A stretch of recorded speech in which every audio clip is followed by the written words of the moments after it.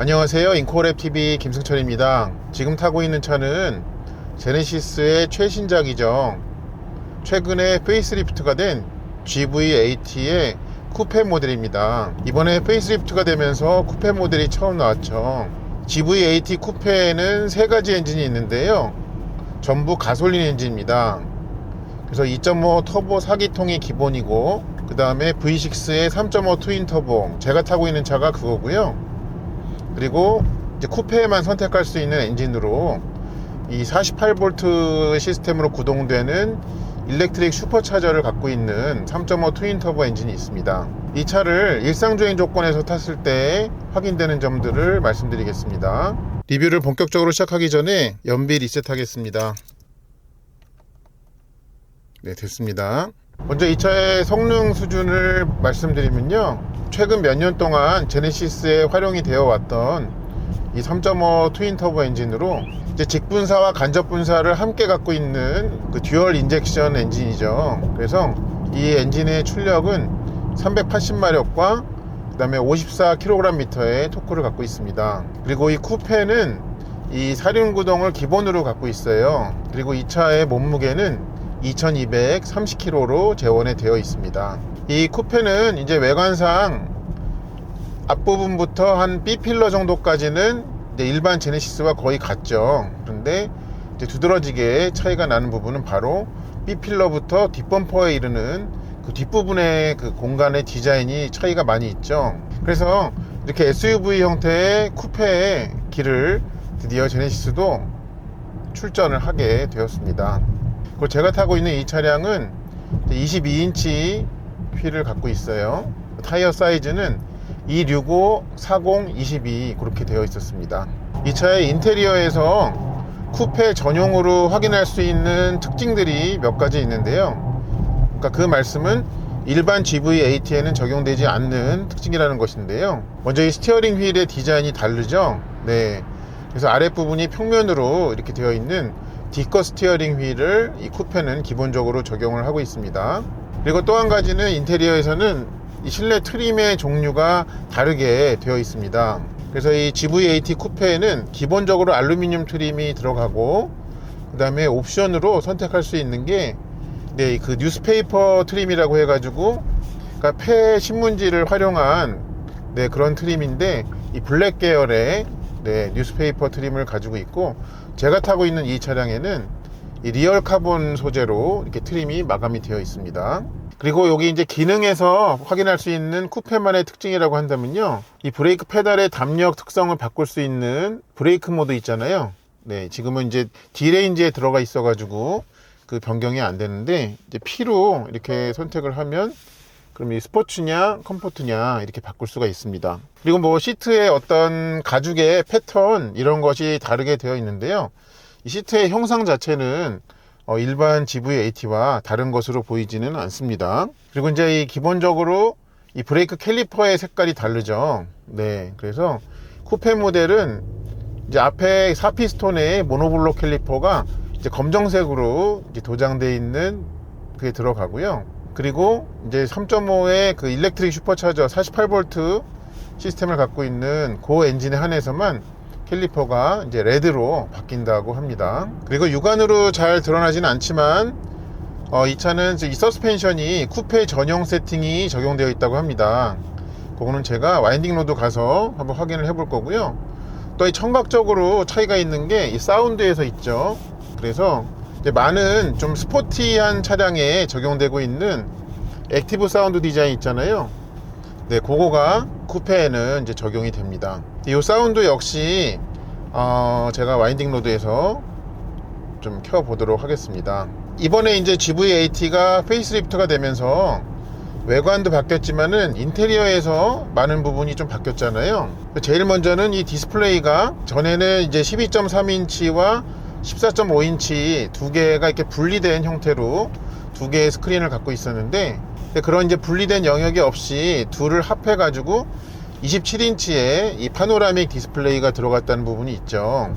그리고 센터 페시아 부분도 많이 달라졌죠. 그래서 일단은 이 공조장치 부분도 이 컨트롤 부분이 다 달라졌을 뿐만 아니라 또 이렇게 직접 터치식으로 되어 있는 부분이 많이 늘어났습니다. 그리고 이제 개인적으로 매우 환영하는 것은 이 볼륨과 튠 이 다이얼, 이게 전에는 이 바닥에 이렇게 평면으로 아래 위로 돌리고, 그게 이제 전통적인 방식으로 두 개의 이 로터리 노브로 이제 되돌아왔다는 부분은 개인적으로 매우 좀 환영하는 부분입니다.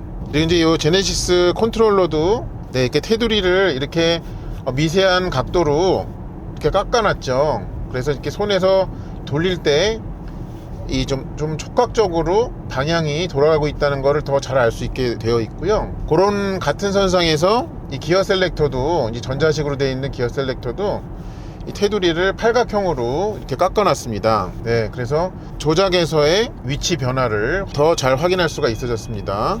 그래서 이제 이 화면이 27인치로 커진 것뿐만 아니라 이 인터페이스에서의 변화가 있죠. 그래서 이제 제네시스는 이제 최근에 나온 GV60부터 해가지고 G90, 그 다음에 이 차량의 순서로 해서 CCIC라고 그렇게 부르는 네, 이 인터페이스를 활용을 하고 있습니다. 그래서 이 두 개의 스크린이 일단 분리된 형태가 없이 전부 무언가가 디스플레이가 되도록 그렇게 나와 있다는 것이 차이점이 되겠고요. 근데 오늘 눈 예보가 있긴 했었는데 생각보다 눈이 많이 오네요. 오늘 와인딩 로드도 리뷰도 찍어야 되는데, 어두운 공간에 잠깐 들어와서 이 클러스터에서의 변화를 좀 보여드리면요, 일단 이 큰 테마는 여기 종이가 아래 위로 겹쳐져 있는, 포개져 있는 그걸 누르면 이렇게 바뀌죠.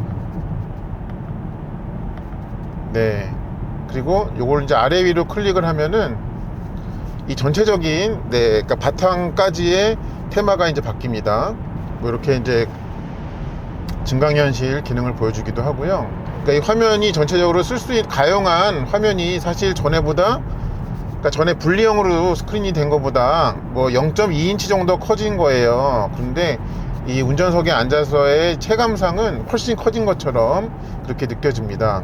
그리고 만약에 요거를 이제 이런 그래픽 식으로 그렇게 테마를 바꾸면 이제 이 부분, 네, 지금 하얀색으로 바탕이 되어 있는 그 부분의 메뉴를 이 오른쪽에 있는 터치 버튼으로 먼저 한번 누른 다음에 이렇게 좌우로 가면은 카테고리가 바뀌고요. 그 해당 카테고리에서 아래 위로 이렇게 이걸 쓰다듬어 주면은 그 메뉴가 바뀌죠. 네, 요거는 이제 그 CCIC를 쓰고 있는 차들에서는 동일한 조작법으로 사용하면 되겠습니다. 그리고 이제 기본 사양으로 이제 무드 큐레이터라고 해가지고 뭐 보이는 것들, 네, 그런 테마뿐만 아니라 향기까지 그 적용이 되는 부분이 있죠. 여기 공조장치에 있는 그림 중에 이 스티어링 열선의 왼편에 이렇게 뭔가 병 모양이 있고 1이라는 숫자가 적혀 있는 게 있습니다. 그 위에 이제 점등되는 게 3칸이 있는데요, 그게 1번이라고 적혀 있어요. 그래서 이걸 한번 누르면은 일단은 제일 센 3단계부터 되면서 실내에 향기가 이제 퍼지기 시작합니다. 바로 이렇게 느껴지네요. 그래서 요거는 3단계 중에 하나로 고를 수가 있고, 이 차에 이제 적용할 수 있는, 그러니까 한 번에 탑재할 수 있는 향의 종류는 2종류가 있다고 하는데, 지금 여기에서는 이 향기의 종류는 바꿀 수가 없어요. 그 대신에 그거는 어디 가서 바꾸냐면은 여기 이제 설정에 가가지고 차량에서 공조가 있습니다. 공조에 가면은 실내 향기가 이렇게 있어요. 강도는 이제 방금 여기 터치로 되지만은 향기가 지금 이렇게 지금 사용하고 있는 것의 종류를 보여주고, 선택되지 않은 나머지 하나를 이렇게 고르면은 여기 숫자가 1번이었던 게 2번으로 바뀌면서 역시 그거를 키면은 새로운 향기로 이렇게 실내에 전해줄 수가 있습니다. 그래서 이제 향기의 어떤 강도는 이 화면에서 직접 터치해서 할 수 있지만, 그거의 종류를 바꾸는 거는 여기 이제 큰 인포테인먼트 화면에서 한다라는 거를 말씀을 드립니다. 그리고 지금 밖에 눈이 오니까요, 이 배경화면에 눈송이가 이렇게 하늘에서 내리는 거 보이시죠? 그런 날씨 상황까지 여기서 이렇게 반영을 하네요. 그런 부분은 좀 디테일까지 많이 신경 썼다고 느껴집니다. 네, 지금처럼 콘크리트 노면이고 편도 1차선식이 있는 터널에서 이제 외부 소음 유입을 살펴보면요, 지금 콘크리트 노면 위를 가고 있다는 것을 알 수 있을 정도의 소리는 납니다. 그렇지만은 네, 전체적인 정숙성은 네, 이 가격대에서 기대하는 것보다도 더 높은 수준으로 잘 조율되어 있다 하는 점들은 확인이 됩니다. 지금 맞은편에서 큰 차 올 때 지나갈 때 한번 들어보세요. 네, 분명히 저 차가 큰 소리를 냈을 거예요. 그렇지만 운전석에서 탑승자가 느껴지는 그 소리는 이렇게 올 때나 지나갈 때에 큰 변화가 없습니다. 네, 그런 부분이 확인이 되네요. 자, 그러면 지금 한번 신호에서 출발할 때 에코 모드에서 구동력 배분 특성 한번 보겠습니다. 일단 출발 직후에는 다 구동력이 앞뒤로 가고요. 대략 한 30km 정도를 넘는 지점에서부터 네, 구동력을 완전히 뒷바퀴로만 보내네요. 모델마다 그러니까 앞바퀴의 구동력을 폐지하는 네, 그러니까 앞바퀴로는 구동력을 보내지 않는 그 기준 속도는 조금씩 다르긴 한데 어쨌든 이 차도 에코 모드에서는 출발 직후에는 사륜 구동으로 출발을 하지만 네, 일정 속도 이상이 되면은 네, 후륜 구동으로 작동을 한다 하는 그런 구동력 배분 특성은 확인이 됐습니다. 자, 에코 모드에서의 출발 시 구동 특성을 다시 한번 살펴보기 위해서 그러니까 기준 속도를 정확하게 살펴보기 위해서 속도계를 좀 디지털로 나오도록 바꿨습니다. 아까 대략 이 30km 정도 눈대중으로 봤을 때 30km 정도까지 사륜 상태를 유지하고 넘으면 후륜으로 이제 전환하는 게 보였는데요. 그 기준 속도가 좀 정확한지 다시 한 번만 확인해 볼게요. 아, 오늘 왜 눈이 내리냐. 눈은 보기에는 참 네. 자, 가보겠습니다. 한번 볼게요.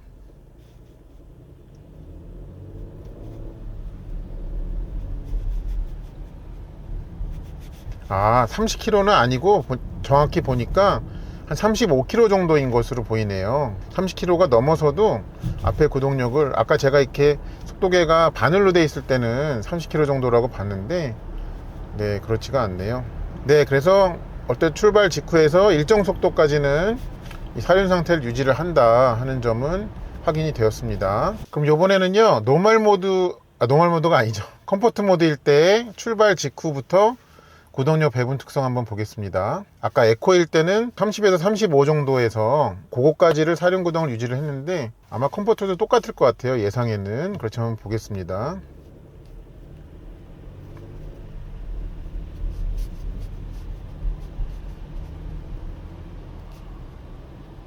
컴포트는 지금 더 높은 속도일 때까지도 네, 앞바퀴의 구동력을 유지를 하네요. 지금 대략 한 50km 정도까지도 네, 전륜의 구동력을 보내고 있는 게 확인이 됐습니다. 여기는 이제 완만한 내리막이기 때문에 뭐 오르막이었다면은 그러니까 전륜의 구동력을 오래 유지하는 게 이해가 되지만 별로 앞바퀴의 구동력을 필요하지 않는 일반적인 내리막 상황이거든요. 완만한 네, 그런 데서도 지금도 보면은 앞바퀴에도 구동력을 보내죠. 엑셀을 거의 안 밟을 때에도. 그래서 네, 에코 모드와 그 컴포트 모드는 좀 그러니까 앞바퀴의 구동력에 유지하는 속도대가 훨씬 높다. 그리고 더 넓은 상황에서 전륜에도 구동력을 활용을 한다 하는 점이 확인이 됩니다. 자, 그러면 이번에는요 주행 모드가 스포츠일 때 출발 직후부터 앞뒤 구동력 배분 특성 한번 보겠습니다. 자, 일단 출발해서 네, 30km가 넘고 40 넘고 50 넘어도 앞뒤 똑같은 크기로 구동력이 가죠. 네, 계속 지금 앞바퀴에는 구동력을 놓지 않고 있습니다. 엑셀에서 발을 놨다가 다시 밟아 볼게요. 그렇게 하더라도 앞뒤 구동력을 다 활용하죠. 그래서 조금씩 이제 엑셀을 놨다가 밟다가를 계속 해봐도요, 이 스포츠 모드에서는 이 상시 사륜 구동 상태를 좀 유지를 한다 하는 점이 확인이 됩니다. 네, 그런 특성이 있음을 말씀을 드립니다. 잠시 뒤에 노면이 계속적으로 좀 변하는 안 좋은 그 도로 조건에 가게 되는데 거기에서의 승차감 한번 좀 확인해 보겠습니다.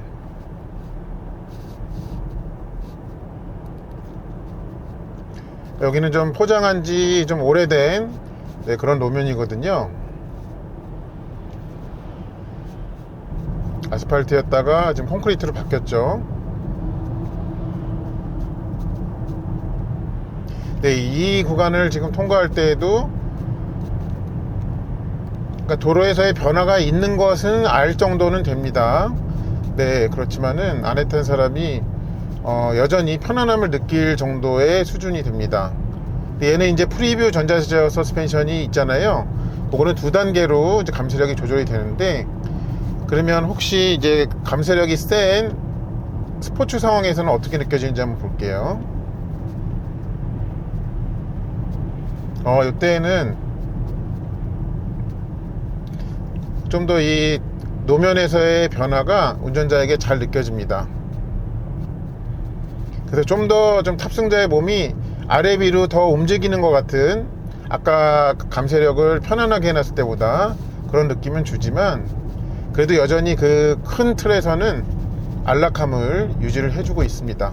아까 좀 이제 와인딩에서 한번 타느라고 그때는 이 스포츠로 놓더라도 좀 마냥 편안하다라고 느껴졌는데, 오히려 지금처럼 그러니까 빠르지 않은 속도로 이 도로 변화가 계속 있는 데를 지나가니까 오히려 지금이 더 간단하게 느껴지네요. 근데 이제 탑승자의 몸 전체가 막 아래 위로 덜컹거릴 정도는 전혀 아니다 라는 부분이 있고요. 그냥 한 엉덩이 정도 수준에서만 이렇게 좀 토독거리는, 그런 수준이라고 보시면 무리가 없겠습니다. 이 GV80 쿠페의 뒷좌석을 좀 보여드리면요, 일단 2열도 이렇게 전동으로 되어 있습니다. 앞뒤 슬라이딩도 되고 등받이도 틸팅이 돼요.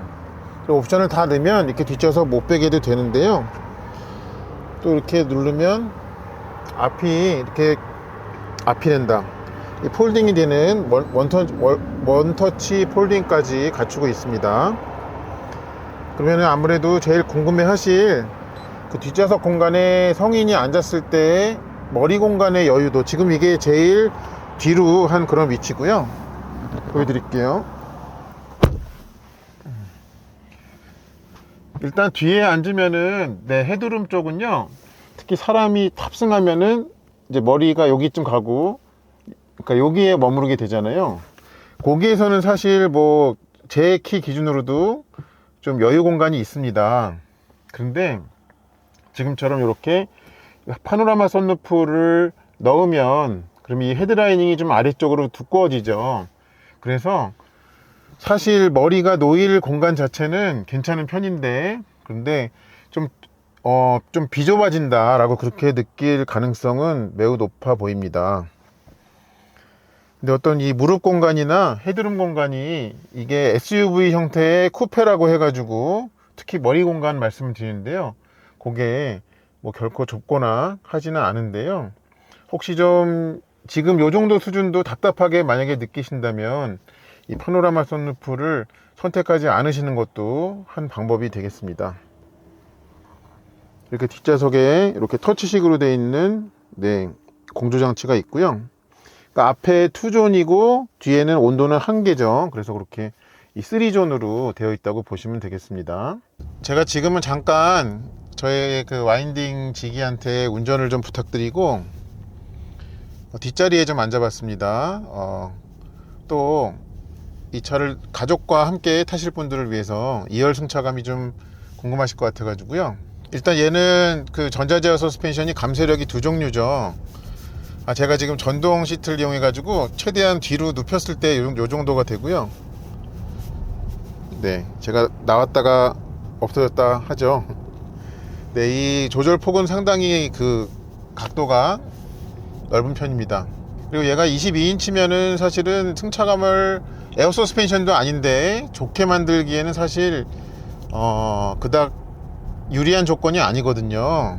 그런데도 불구하고 물론 이 각 바퀴의 그 바퀴 자체의 무게는 좀 느껴지는 편이긴 합니다만, 그게 어떤 최종적으로 탑승자의 몸에 전해질 때까지는 여러 단계로 거쳐 가지고 좀 정화돼서 전해지는 그런 느낌입니다. 그래서 지금 노면에 미세한 변화들이 지금 있는데 분명히 근데 그게 바퀴가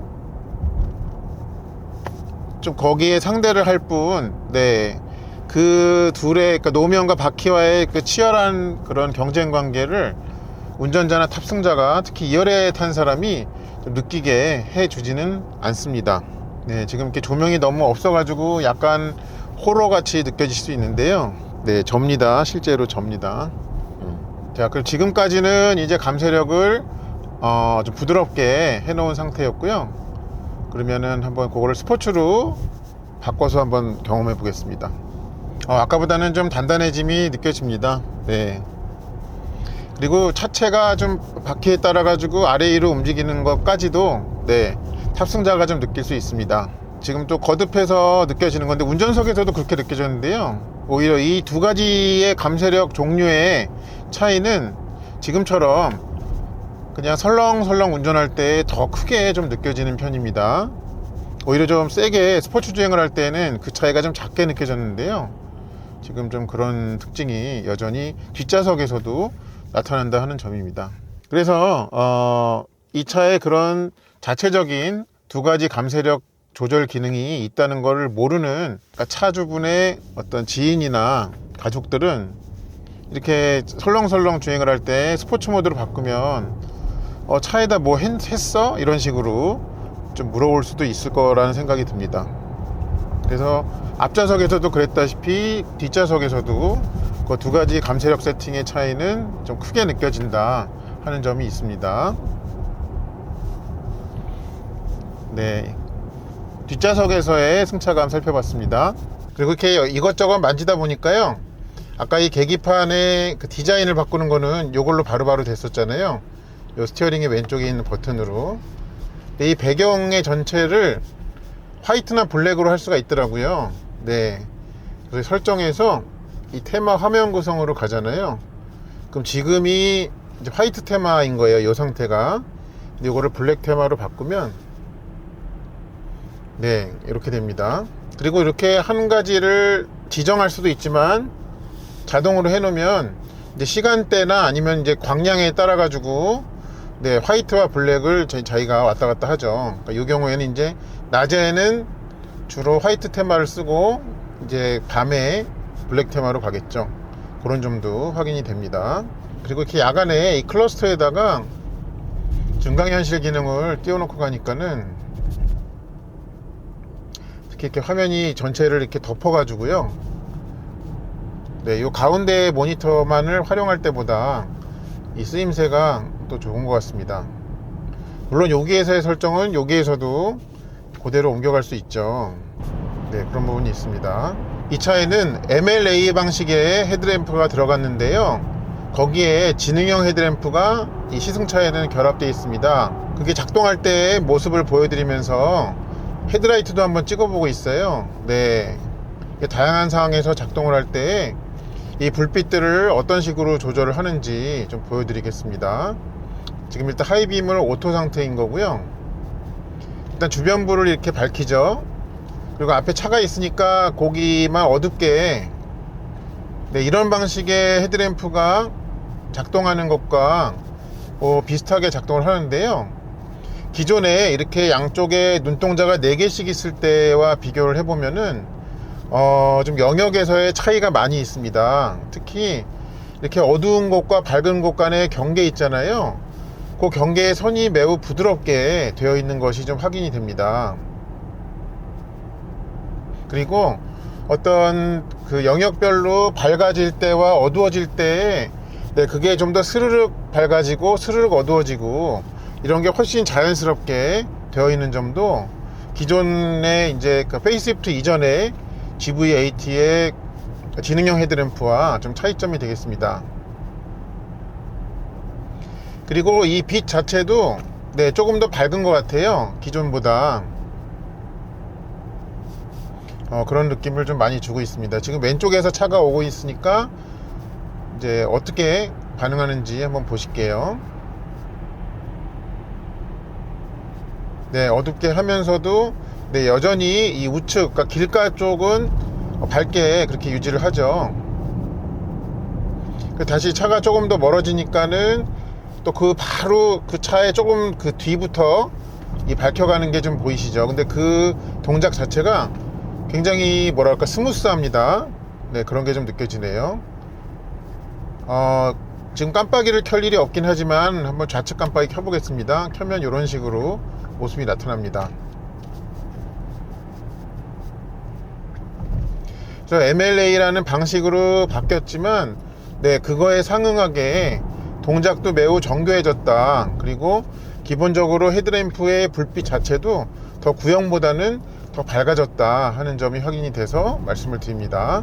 GV80, 그러니까 SUV 기본 모델과 쿠페의 가격대 가격을 비교해 보면요, 이 영상을 찍고 있는 23년 11월 기준으로 기본 가격대 기본 가격의 차이는 1325만원입니다 그런데 둘이 같은 엔진에 같은 스펙이라고 했을 때 가격은 그거보다 줄어듭니다. 왜냐하면 SUV 기본 모델에 옵션으로 되어 있는 사륜구동 시스템이나 아니면은 디자인 셀렉션 1이나 20인치 휠이 이 쿠페에는 기본이거든요. 그러니까 걔까지 다 반영을 하면 둘의 가격 차이는 695만원으로 좁혀집니다.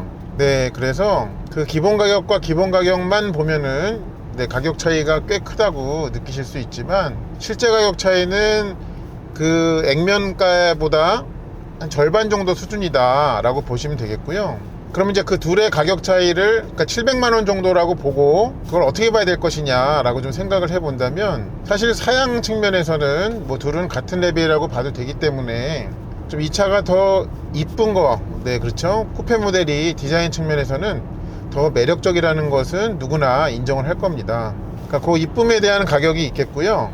그 다음에 아주 많지는 않지만 이 80 모델의 스포티한 사양, 네, 스포츠성을 좀 높여주는 사양들 있잖아요. 그런 것들의 가격, 그런 거를 감안을 한다면 그 둘의 가격 차이, 700만원이라는 가격 차이는 네, 그렇게 무리되어 보이지는 않습니다. 그러니까 설득력이 있는 가격 차이로 보인다 라는 뜻입니다. 그러면은 이제 쿠페든 아니든 간에 두 가지 다 살 수 있는 상황이시라고 했을 때 좀 어떤 모델을 고르는 게 나한테 맞는 선택일까에 대한 도움 말씀을 드리면요, 이 쿠페 모델은 어쩔 수 없이 뒷자리 공간에서의 헤드룸이 좀 좁은 편입니다. 그렇기 때문에 주로 탑승하는 인원이 혼자 타시거나 아니면 2명 위주로 타시거나 아니면 자녀가 있으시지만은 뭐 한 초등학생 정도, 뭐 중학생까지도 괜찮을 것 같네요. 그 정도로 해서 뒤에 누군가를 태우더라도 그 사람의 키가 뭐 아주 크지가 않다면 그때는 네, 쿠페로 해도 좀 상관이 없겠지만, 그렇지 않고 좀 성인 4명이 앞뒤에 넉넉하게 태울 일이 자주 있으시다 라고 한다면은 쿠페를 선택하지 못하는 것은 매우 아깝지만 그래도 기본 SUV를 선택하시는 게 좋을 것 같습니다. 그리고 이제 시트 구성에서 이 공간의 특성상 쿠페 모델은 이제 3열 시트를 아예 고를 수가 없게 되어 있죠. 그래서 원하는 경우에는 네, 3열에 2좌석을 더 추가를 해서 7인승으로도 할 수도 있는 점은, 그러니까 기본 SUV 모델이 여전히 갖는 경쟁력이 아닌가 생각이 됩니다. 그리고 GV80 쿠페로 결정을 하셨는데 좀 엔진을 못 고르시는 분도 계실 수 있을 것 같아 가지고 좀 말씀을 드리면요, 특히 이제 3.5냐 아니면은 그 위에 3.5의 일렉트릭 슈퍼차저냐 라는 부분으로 좀 한정 지어 가지고 말씀을 드릴게요. 일단 둘은 재원상에 보여지는 차이는 마력수가 30마력 차이가 나고 토크는 이 정도 차이가 납니다. 근데 이제 둘의 가격 차이를 비교해 보면은 한 515만원 정도 되거든요. 그럼 마력수 차이에 비해서는 가격 차이가 좀 크게 느껴지는 것은 사실인데요. 근데 주로 이제 이 차를 소비하시게 되는 목적은 이제 고급차로서, 특히 이 쿠페는 디자인이 빼어난 그런 고급차로서 좀 선택을 많이들 하시게 될 텐데요. 어떤 성능 수준에 큰 관심이 없으시다면 3.5 터보에 머무르시는 게 좋겠지만, 그래도 가끔씩 운전을 좀 즐기고 싶다 그런 상황이시라면은 네, 저는 그 48V 일렉트릭 슈퍼차저 모델이 또 좋은 선택이 될 것 같습니다. 뭐 출력에서는 큰 차이가 없는데요, 저도 아직까지는 뭐 그 48V, 그러니까 415마력짜리 차를 경험해 볼 네, 그런 기회는 없었는데, 그러니까 500만원이 넘는 추가금을 더 지불해도 괜찮겠다 라고 생각이 드는 제일 큰 이유 중에 하나는 바로 이 스포츠 플러스 모드의 존재입니다. 그러니까 최상위 모델에만 적용이 되는, 그러니까 이 이전의 제네시스 모델들도 보면은 스포츠 모드까지 있는 것과 그 다음에 스포츠 플러스가 있는 경우에 그 스포츠와 플러스의 차이는 꽤 컸거든요, 이 각종 세팅이나 이런 것들이. 그래서 이 30마력이라는 출력 차이는 가격에 비해서는 좀 적지만 근데 이 스포츠 플러스 모드의 추가적인 존재가 그 515만 원이라는 가격 차이를 정당화시켜주지 않을까 하는 그런 예상을 해보게 됩니다. 물론 나중에 그 차도 시승차가 나와가지고 좀 경험을 해보게 되면 좀 더 정확히 말씀을 드릴 수는 있어지겠습니다. 지금은 어쩔 수 없이 내피셜로만 말씀드리는 점은 좀 여러분께 미리 양해를 구합니다. 이 GV80 쿠페를 타 보니까요, 아쉬운 점이 좀 사소한 것들이 있었습니다. 그거를 좀 생각나는 대로 말씀을 드리면요, 이 차가 뒷유리 와이퍼가 아예 없더라고요. 그래서 그거를 추가하는 것이 어떤 이 차의 디자인의 완성도를 좀 해치거나 해서 그런 게 아닌가, 뒤를 조금 더 이렇게 말끔한 디자인을 하기 위해서 그런 것이 아닌가 라고 생각이 드는데요, 그래도 뒤에 좀 조그맣게라도 뒷유리 와이퍼를 했었다면 더 좋지 않았을까, 특히 이제 실사용 입장에서 그런 생각이 좀 듭니다. 그리고 이제 옵션 체계상에서 어떤 점이 있냐면요, 이제 현대자동차나 제네시스는 좀 높은 모델의 이 메탈 페달, 그거를 좀 넣어주는 편인데, 이 GV80 쿠페 같은 경우에는 보니까 최상위 엔진인 48V 일렉트릭 슈퍼차저 모델에만 메탈 페달이 들어가더라고요. 그래서 그거는 좀 쿠페 모델에는 엔진 종류에 상관없이 넣어줬어도 좀 되지 않았나 하는 그런 생각이 듭니다. 그런 생각이 좀 들고요. 그리고 요런 게 있습니다. 뭐냐면은 얘는 지금 이 왼쪽에 버튼을 아래 위로 해서 이 테마를 자유롭게 바꿀 수 있잖아요. 자, 그런데 이렇게 하얀 바탕으로 되어 있는 정사각형의 디스플레이가 있잖아요. 이게 선택하기에 따라서 오른쪽에 붙기도 하고 가운데에 오기도 합니다. 근데 요거를 이제 이 여러 테마 중에 가운데로 오게 이제 하잖아요. 자, 그리고 나서 뭐 어떤 상황이 돼 가지고 경고문을 띄울 때 한번 보여드릴게요. 제가 요 센서를 일부러 일정 시간 가려 볼게요. 경고문을 뜨게 만들기 위해서. 계기판을 잘 봐주세요. 그럼 이렇게 더블로 메시지가 뜹니다. 이렇게 요 테마, 여기에 보여지는 테마가 또 다른 거일 때는 경고문이 그 한 칸에만 뜨더라고요. 다시 보여드릴게요. 자, 지금은 이제 뭐 이 트립 컴퓨터 그거를 보이게 해놨죠. 그러니까 여전히 네모는 가운데 있고요. 그 상태에서 요거를 가리고 가봅니다. 좀 이따 이제 경고를 할 거예요.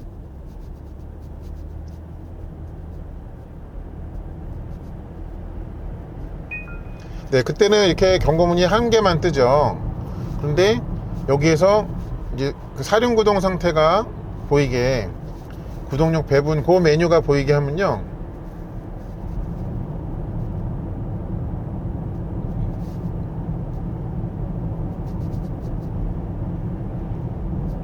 그때는 이렇게 두 번 뜹니다. 경고가. 그래서 요건 사실 사소한 건데 뭐 이렇게 두 개로, 그러니까 더블 메시지가 뜨도록 해야 되는 특별한 이유는 있지 않아 보여요. 그래서 괜히 이게 조금 정리가 덜 된 듯한, 아니면은 완성도가 다 되지 않은 듯한 그런 느낌을 좀 주기에 충분하거든요. 그런 의미에서 OTA 같은 걸로 요거는 향후에 좀 경고 메시지가 한 개만 뜨게 그렇게 해주시면 어떨까 싶습니다. 그리고 또 좀 한 가지 아쉬운 점은 뭐냐면요, 바로 이 디지털 룸미러에 있습니다. 뭐 화질이나 이런 거는 전혀 불만이 없는데요, 얘는 이제 설정을 바꾸려면은 여기 세 개의 버튼 중에 네모를 누르잖아요. 그럼 여기에서 설정을 할 수 있는 게 두 가지밖에 없어요. 그러니까 이거의 밝기 아니면은 아래 위 틸팅. 그런데 이제 이 디지털 룸미러를 더 일찍부터 만들어 온 타 브랜드의 차들 같은 경우에는 이 설정의 종류가 굉장히 다양하거든요. 그래서 그거는 좀 향후에 또 다른 모델의 디지털 룸미러가 들어갈 때 요것도 좀 반영이 되면 좋겠다. 특히 이 제네시스 브랜드의 이 향후에 다른 모델에도 이 디지털 룸미러가 추가될 때 좀 반영이 되면은 좋겠다라는 생각이 듭니다. 자, 요것도 미디어를 만지다가 좀 찾아낸 건데요, 요것도 좀 개선이 필요하지 않나 생각이 됩니다. 뭐냐면요, 자, 예를 들어서 제가 이제 USB로 노래를 듣고 있었어요. 이렇게 듣고 있다가 이제 어떤 이유로 이거를 꺼요. 그러면 다른 화면으로 가죠. 그러다가 이제 다시 이거를 틀려고 할 때 이 볼륨 전원 버튼을 누를 수도 있지만 미디어 버튼을 누르면 보통은 그리로 바로 가거든요. 근데 얘는 지금 보면은 이 어떤 매체를 선택할지를 하는 그 화면으로 가게 돼요. 그러면 이제 사용자 입장에서는 어쨌든 익숙하던 방식대로 쓰지를 못하고 그 사용하던 거를 이렇게 하려고 다시 한번 터치를 해야 되는 게 있잖아요. 네, 그래서 요거는 이게 CCIC를 쓰는 차들이 다 이랬는지 제가 그게 좀 정확히 기억은 안 나지만, 만약에 이 차만 그렇게 돼 있다면 좀 소소한 업데이트를 통해 가지고 개선할 수 있는 사항이 아닌가 이렇게 생각이 됩니다. 이제 이 차의 리뷰를 맞춰가는 시점에서 이 차에 대한 좀 정리를, 이 차에 대한 총평을 좀 해야 될 것 같은데요.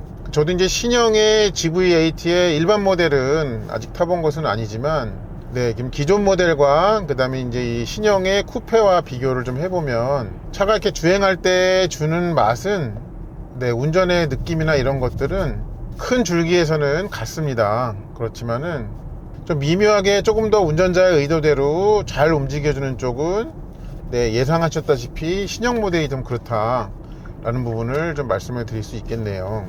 그래서 요 대목에서 신형의 일반 SUV 모델은 좀 어떤지 또 궁금해지기는 합니다. 그 대신에 어떤, 그러니까 스포츠라는 단어를 붙일 만큼의 차이는 아니다. 이 같은 3.5 터보 엔진끼리는 그렇게 좀 생각이 들고요. 이제 그 48V 일렉트릭 슈퍼차저 모델은 걔는 이제 스포츠 모드 위에 스포츠 플러스 모드가 추가되잖아요. 그거는 또 좀 다른 느낌을 주지 않을까 하는 그런 예상은 됩니다. 그리고 일반 이제 GV80의 SUV 모델과 이 쿠페 모델의 가격 차이는 합당한 차이로 보인다라는 생각이 듭니다. 그리고 이 차가 가지고 있는 뭐 편의 장비의 목록의 수나, 네, 아니면 이 퀄리티나 이런 거를 비교를 해봤을 때 이제 많이 이 독삼사의 SUV 쿠페들과 비교를 하시게 될 것 같은데, 좀 요 정도 급의 성능을 내려면은 이 풀옵션 기준으로 하더라도 이 3, 4천만 원을 더 줘야 되잖아요. 물론 이제 그들이 프로모션을 하면은 그 갭은 좀 좁혀질 수 있겠습니다만, 그래서 그거를 감안을 한다면 이 차의 가격이 이제 1억이라는 벽을 넘기는 했지만 결코 가격이 높다고 볼 수는 없다 하는 점도 함께 말씀을 드릴 수 있겠습니다. 자, 이 차의 리뷰를 마치는 시점에서 이제 오늘의 총 주행 거리와 총 평균 연비 한번 확인해 보겠습니다. 자, 어떻게 될까요? 두구두구두구두구 458km를 탔고요. 7.6km가 나왔네요. 네, 요거는 일단 발표된 복합 기준의 공인 연비보다는 약간 낮은데요. 오늘 이 연비가 달성된 이유는 이제 두 군데의 와인딩 로드에서의 격한 주행이 포함된 거, 그리고 매기 온도가, 네, 계속적으로 영하권으로 머물러 있었던 점이 이 차의 좀 효율을 원래 낼 수 있는 것보다 더 떨어뜨리게 된 것 같습니다. 네, 참고하시기 바랍니다. 이상으로 GV80 쿠페 3.5 터보 모델의 일상주행 조건에서의 리뷰를 마치도록 하겠습니다. 이 차가 궁금하셨던 분들께 저의 영상이 도움이 되었기를 바랍니다. 시청해주셔서 감사합니다.